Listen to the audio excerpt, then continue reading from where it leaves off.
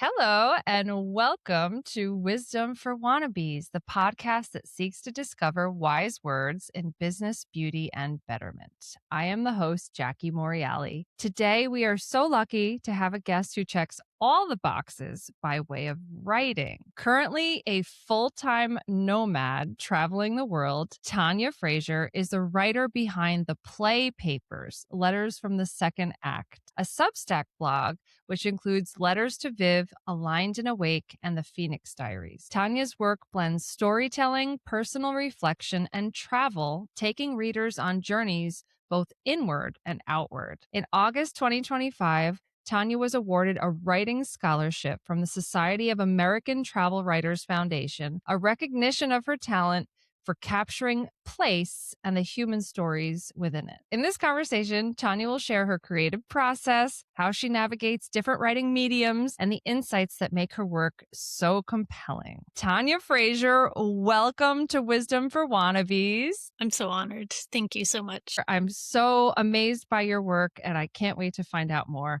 So let's start with where it all started, the background. My gosh, we'll have to go back to Ireland. I grew up in Ireland. It was the 80s, it was a little bit difficult at that time. But luckily, Ireland is known for storytelling and a way with language. I remember hearing stories in my grandparents' kitchen, and they talk and the laughter and the language, just really funny. But as a kid, when adults would ask me, what do you want to be when you grow up? And I would always say, I want to travel the world and write a book about my adventures. They'd look at me like, is she crazy? It took about 30 odd years in the making. But I would write short stories all the time as a kid.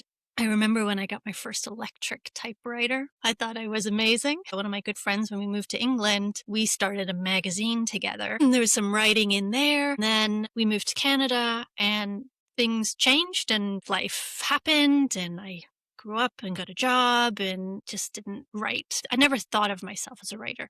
I thought of myself as someone who couldn't write, that I wasn't very good. And about 18 months ago, my whole life fell apart. I lost my job, my marriage, my home, and I started traveling. That image of that little girl kept popping up in my head. I was like, hold on a second. I'm actually traveling the world right now. Why don't I start writing? It was also a way for me to process a lot of the loss that I had just gone through, pivoting and being midlife and going through perimenopause. There's so many things externally, internally happening all at the same time. I just didn't know how to handle it. So I started writing. Then I decided, let me see if I can make something of this. I've always wanted to be a writer. I started with the Substack, using it as, let me practice. I told a few people, and then a few people told some more people. It's starting to grow. It's been a great way for me to practice my writing, find my voice, what I want to say, how I want to say it. Then in the past year, I've started applying to scholarships or pitching magazines, contests. I'm just going to throw everything at the wall here and just see what sticks. Love it. You are so down to earth too. You have been recognized. Your dream has come to fruition. You are living it now. That little girl who wanted to travel the world and write stories about it is literally traveling the world and writing stories about it. You've taken some situations that maybe some people wouldn't know how to grow from, and you have completely emerged out of it. I know you write the Phoenix Diaries, like this beautiful phoenix. Every time I get your newsletter, your Substack, the Play Papers, I can't wait to see what Tanya's going to do next. Always. That's so kind. I'm a big believer that we have choice no matter what happens to us in life. For me, going through this, it was either crawl into a cave and feel sorry for myself or do the hard thing. I don't know why I was like, yes, let's do that, and go out into the world and travel instead of retreat, and continuing to push myself. I've been on emotional roller coasters. It's not been all jazz hands and fun and dance. It's been really, really hard. But it's those hard times also that give me content to write about. Not only is it helping get you through whatever you're going through, it's also giving you such relatable content that everyone knows. They can't maybe put their finger on the words to capture the feeling, but you do it so well. When I read your writing, I'm like, oh, I've been there. Look at her. She's living every moment to its fullest, and she's able to acknowledge the lows and how the highs are so much sweeter because maybe of those lows. These key moments in life is what makes it really beautiful and uniquely you. Thank you. I also wanted to write about this because when I was in this dark place in this in-between space, this messy middle. I was looking for people in the same space. Like, how do you navigate this? You often see these stories. I was downtrodden and this happened. Then I'm on top of the world, but you never see how they actually get there. It's always the before and the after, but what actually happens in the middle? That's the fun stuff, right? That's the juicy details, the way that you connect the dots from one thing to another, either by way of your locations, your adventures, how one thing relates to something from your past. I love that you're able to put that all on paper and put it out there, and that your audience has grown so much in so little time. Thank So you. good for you, Tanya. I'm excited for you. We already talked about what you do. Do you want to describe your passion a little bit further? I'm sure that writing has something to do with it and travel. I'm a creative storyteller. I'm blessed with a wild and vivid imagination. I come up with crazy stories. I am also putting those into short stories and fiction. I'm writing a film script. I've got a fantasy adventure book that I'm putting together. I've unleashed something, or I've opened Pandora's box in terms of allowing myself to create. There is a real freedom with it. I don't know the final path or direction all of this is going in just yet. I'm trying my hand at different things and seeing what I really gravitate towards. When I was going into high school, into grade 9, and my dad told me, try all of the things. You never know what you're going to like. I've always taken that in life with writing too. I'm trying nonfiction and fiction and travel writing and short stories to see what I'm really gravitating towards. We'll see where it goes. That's what makes you so unique and versatile. You could do anything. You really can. You're boosting my ego up You here. really can. I love that you referred back to your dad. It's amazing to have a supportive family that always told you to look for opportunities and think outside the box and to storytell and embrace your imagination. What are we without our imagination, right? We are our ideas. I love all that. And you're so passionate, and you could hear it through your words, both spoken and written. So I know you've been doing this for your whole life, basically, but more focused in the past 18 months. Yeah. In the past, I was an actor. I was in business. I've had different careers. The writing has always been in the background, but now I'm letting it lead. I'm putting it in the forefront and see where it goes. What is your favorite part of your new role as a full-time storyteller? I would say exploring with curiosity. One of the things I love to do, and traveling allows me to do this, is to immerse myself into different cultures, people, food, different ways of life. I slow travel, meaning I will stay in a place for at least a month before I go to the next place, so I can really immerse myself where I am. Then it's staying curious. I look at everything. I love observing, asking questions, trying different things, being spontaneous. But all of that, my passion, also to be a great writer or any type of artist, is to live life, to really live it and not perform it for anyone else, to really immerse yourself where you are in that moment, in that time, and soak it in.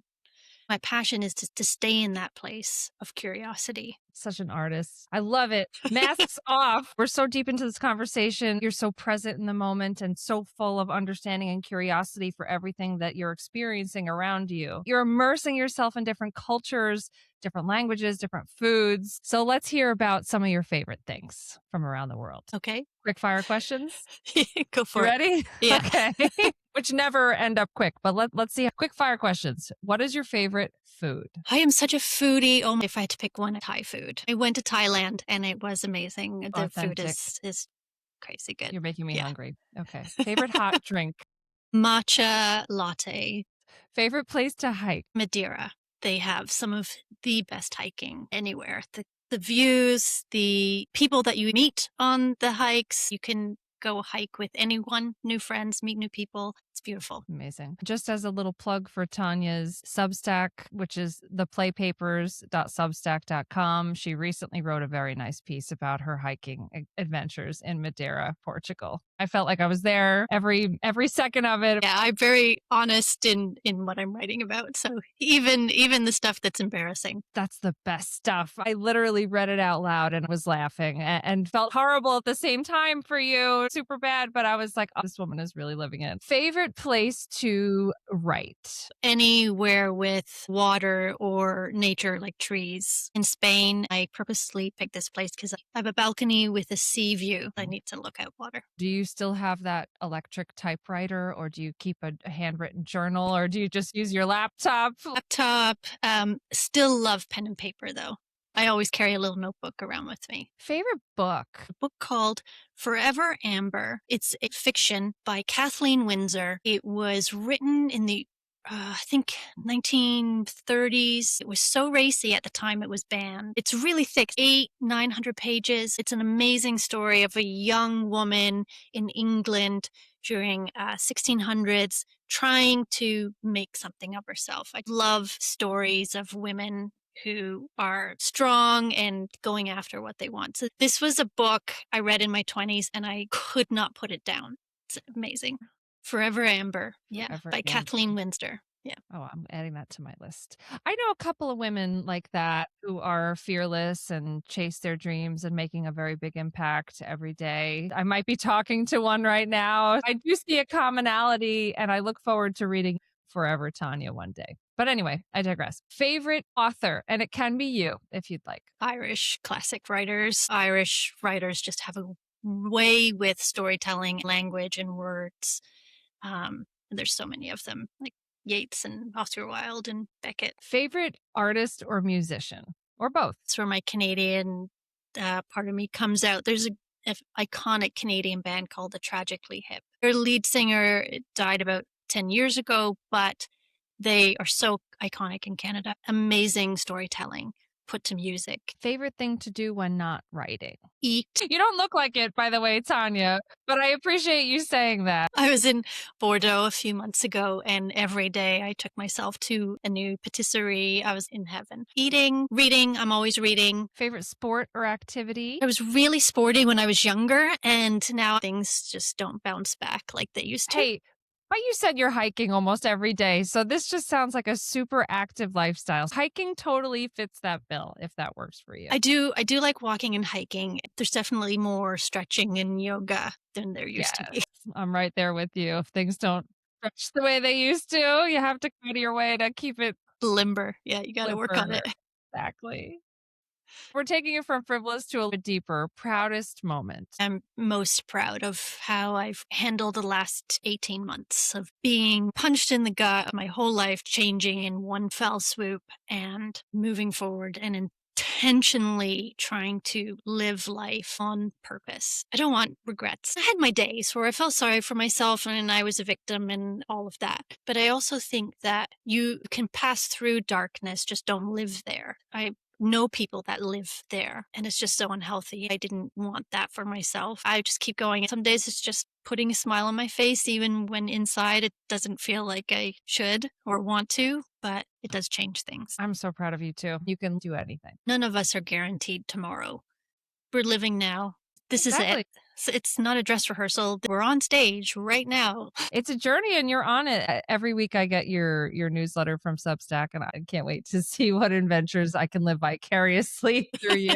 Do you have a favorite quote for life? No matter what happens, we still have choice. And humor is how we live with the truth. Maybe it's part of my Irish upbringing, but we put humor around everything. Even the most tragic things we can make fun of or find humor in. Laughter really is the best medicine, and you always have that choice. I just read somewhere that one of the hardest things in the world to be is funny, and your stuff is funny. I don't know how you do it. It's ironic, it's satirical, it completes a circle, it's smartly done. Humor and how you look at a situation comes through in the art that you make as well. I hope so, because part of it too is I want to entertain as much for myself as for my readers. Let's talk more about writing. When did you actually start putting the pen to paper, or when would you say you became a writer? Let's go back to the early days. I wrote always as a kid. I would say became a writer just May 2025, so last year. I did have a moment, but I didn't actually believe myself to be a writer yet. I was in Bordeaux a couple of months ago. I usually stay in co-living places. They're not quite a hostel, not quite a hotel. It's other nomads. You know, you meet new people and they're like, what do you do? Obviously, I would always say to operations, business, this, that, and the other. But in this moment, without even thinking, I was like, oh, I'm a writer. I had a moment. I said that out loud. That's it. That's your identity. That was in France, huh? Over the delicious pastries. I did write about it, this moment of being a writer, how sometimes labels can hinder us, but this was a label that is opening up a door and is giving me more freedom. Sometimes labels can be a good thing. Exactly. What inspires you to write every day? Do you write every day? I do write every day. It's in different forms. Sometimes it's formal, sit down at the computer. Sometimes it's jotting ideas onto pen and paper. Sometimes it's voice notes. I love to go walking or hiking. When I'm moving like that, I tend to get ideas, but I can't stop and write down. So I'll do voice notes. Traveling, of course, gives me lots of content, my own life. I mean, you don't get to be 46 and not have stuff to talk about. I love that you voice note while you hike. It's just part of your health process to express yourself and what's going through your imagination. It's crazy. Sometimes I wish I could turn my mind off. It's like, just go hike and look at the beautiful trees and flowers and the ocean. But then I see something like I was on the beach the other day and I was looking at shells and then I picked up this shell and I noticed it had a hole in the shell. Oh, it's like the meaning of life. You have a hole, you're still pretty and there's this flaw and there's an article coming out about this shell. You have such a captivating way of perceiving the world around you. I can't wait to see your Substack on that. So how did you start your Substack? I started writing my thoughts almost like journal entries. And I just was like, I think other people might be interested. There's other women, especially going through something similar. If I can just at least get out what I'm feeling, maybe it helps someone else. Also, I was at a point where I really want to be a writer. And the only way to do this, from what I had been told, is to start writing and put your stuff out there, as scary as it is. I remember that first day I hit publish. I did take a picture of myself that day. This is the beginning of I don't know what, but it's a beginning. I just remember going into a flop sweat. I was sweating and I was like, this is either the menopause or this is like really scary combination of both, maybe. That publish moment where you're like, oh, can somebody else push it for me? Because it's just too much, right? If you had told me a year ago that you'd be writing and people are gravitating towards it, I've been like, are you high? Well, good for you. It's a brave thing. So true, though. I think for us women, we tend to not do something unless it's really perfect, unless I know 100% I can do this. Where men have this ability to just say, oh, yeah, I can do that. I've never done it before, but sure, I'll do it. I think it's important for us women to also do the things we really want, even if we feel we're not 100% ready for. I've heard somewhere that we have to grow wings on the fall down. It's so hard to take that leap. We don't know if we have the wings, right? And we're going to grow them. It's true. Women can do anything and it's uncharted waters. I feel from you right now that you are really good in the uncharted waters thing. It's so exciting and scary at the same time. Oh my gosh, it is. So you talked about when you published. What was that feeling after you published? Can I breathe? Once I published, and then I had some people starting to subscribe and some people were paying to be subscribers. I was just, wait, did they subscribe? Did they mean to subscribe to me? It was unbelievable. I really honestly was not expecting. I was expecting maybe some family members and my closest friends would subscribe. But then people I didn't know, just blew my mind. The word's getting out in a big way. How does it feel to have travel inspire your writing? Is that the writer that you see yourself going forward being? Travel definitely gives me lots of content. You think a lot when you travel alone. What I truly love to write about is real life experiences and showing in an entertaining way that there is always choice. I think travel is more of one layer of it or an entry point, but it's not the core of what I write about. I'm writing like a film script right now, which is very, very different to travel, but travel has inspired some things within the script. I think travel will always be there in a different ways depending on the type of writing I'm doing. Your film script, how's it going? Writing for film? What do you have in mind? Do you like writing dialogue? Give me more Yeah. information. I love writing dialogue because I think it's part of my different personalities coming out. If anyone actually really saw me writing, it's me here at the computer having conversations with myself. Oh yes, you want to have conversation with I'm constantly doing this and So you need to record while you write, I obviously. should probably. You should. It's like Jekyll and Hyde, all these different personalities. It's fun because you can create characters that are so different from yourself and say things maybe that you've always wanted to say, but you never could say because it's not you. Do you base your characters on people that you know or experiences? What is inspiring this particular script that you're writing? I don't know if you're familiar with tarot cards. Yes, I am. This film script is about the four queens of tarot who are trying to save the world, but realize that only the humans can save themselves. It's a dark comedy. It's a fantasy. I've trying to stay true to the archetypes of the queens in the tarot deck, but in a fantasy dark comedy way. Some of the humans in the world take pieces of people I know or experiences I've personally had. It's all weaved together. I see the next blockbuster hit. I see the Netflix series. I Please. see the Broadway and West End show adaptation, musical. Yes, Maybe please. someone to sick love it with all the queens and the rock concert. I see the cartoon adaptation for kids and the Four Love it. Queens.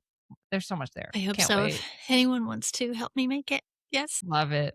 Put it out there. You never know. Let's talk more about feelings. You've been recognized in so many ways, most recently with this travel writing scholarship. Take me through that feeling of getting that scholarship, applying for that scholarship, where it has taken you from then to now in terms of your travel writing. I had applied for it last May. I'd seen it and I was like, let me just do it. Throw everything at the wall, Tanya, and see what sticks. I'd forgotten about it because at the same time, I'm selling my house. I'm going through a divorce and I'm dealing with banks and realtors and lawyers. One day I was having a hard day, having a tough conversation with the bank. I just remember thinking, I just got to go for a walk. I left and I got this phone call. It was a number I didn't recognize. I usually don't answer numbers I don't recognize. And they left a message. Listen to the message and they say, hi, it's the Society of American Travel Writers Foundation. Please call us back. And I was like, who? Ooh. What? So I call back. She's like, hi, Tanya, congratulations. You won. I was like, I won what? What? The scholarship that you applied for back in May. This was in July, 2 months later. I was like, holy shit. She like, you're excited? What? I won? I was dumbfounded. Like, what? Could not put words together. And on that day that you had for that to happen, where maybe you didn't feel like you won in some areas, yeah. for someone to call you up out of the blue and say, Tanya, you won. Amazing. Crazy. It's just like, so you're coming to California. We're just in San Francisco. I was like, yeah, okay. Good for you. So you went to San Francisco. You met the people that picked you. Must have been an amazing experience. At this conference and all these other travel writers and travel photographers and editors from magazines, I just felt like I was so out of place, but then also at the same time, like I'd met my people. It was 4 days of talking about travel and storytelling and language. Some of the stories and places people have been, it was just amazing. They had a writing contest at this conference. I was like, yeah, I'll write something and submit it. I end up winning that. Oh my gosh. You you won the scholarship and you won there at the conference. Out of many people who had been all over the place doing Crazy. this. Amazing. So talented. That's what it is. It was this weird out of body experience. And also, I was like, okay, I can write.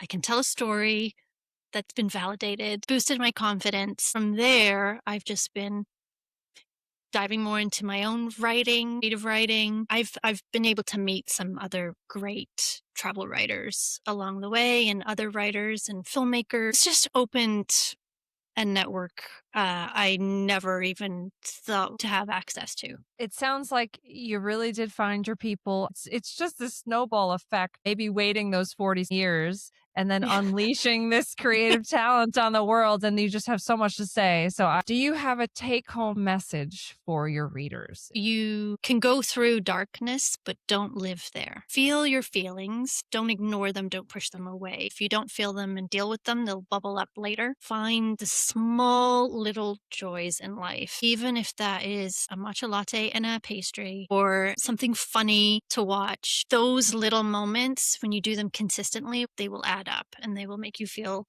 much better. Also, bet on yourself. You're worth it. I love that. I think it was Mel Robbins. I love her podcast. Nobody's coming for you. You're your own savior. If we're going back to us as women, we do have to bet on ourselves. We're Yes. the hero, right? We really do have to bet on ourselves in a big way. It pays off. You're living that dream right now. Anything that we can look forward to or that you have as goals that you want to share? Yeah, I've got a book also. My head is just full of stories that I hope to get out in one form or another. Stay tuned. Who knows what's going to happen? Your Substack is currently available where Tanya shares weekly updates at theplaypapers.substack.com. Let's take it to newbies like me. I want to be better at writing, just like you, Tanya Fraser. What advice would you give to new writers to get the word out on their writings in a bigger way? So it's so hard to answer because I am a newbie.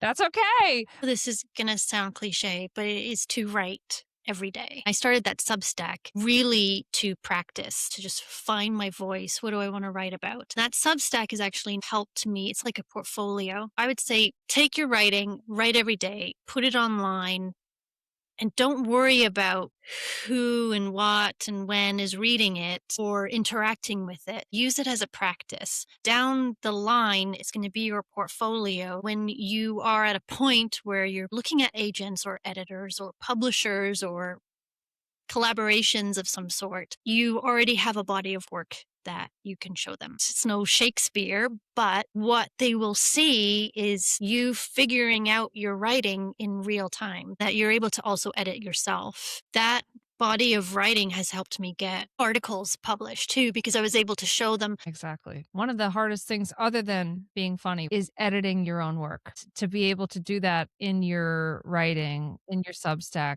to not only write it but edit your own work is a phenomenal skill to have. Like you said, putting yourself out there is really, really hard. But once you do, you have this amazing body of work, and it's bringing you so many different blessings in so many different ways. Whew. So shout outs to anybody who has helped you get to this point in your life and your career, Tanya. My family, my closest girlfriends that have cheered me on, giving me shoulders and pillows to cry on and helped pick me up while I was in some dark moments. They've encouraged me to go after this too. I feel very blessed with the family and the friends that I have. So shout out to them. I have to give a very direct shout out to your friend Kelly, who is also my friend Kelly. And thank Yes. you to her for connecting us. What's next for you, Tanya Fraser? Travel wise, I'm off to France. I get to stay in a chateau for an entire month with some other writers. How do I get in this clique of yours? Seriously. There is some pinch me moments. That 7-year-old me where she's wanted to travel the world and write. It's like, my gosh, I'm I just got actually chills. doing it. Oh my gosh. Crazy. Chateau in France. Do you I speak know. French, by the way? Or you will if you don't? I I'm speak a sure. little bit of French. My French is not very good, but being Canadian too, you learn a few things. Can't wait to see what French inspired writing that you do. Yes, in a castle. I'm looking forward to that. I just keep on keeping on. That's all you can do, really. In case you were wondering, you're living the dream. Thank you so much for being on Wisdom for Wannabes. Thank you. I learned so much from you. Have a wonderful day and best of luck. You too. Thanks. Take care. Bye.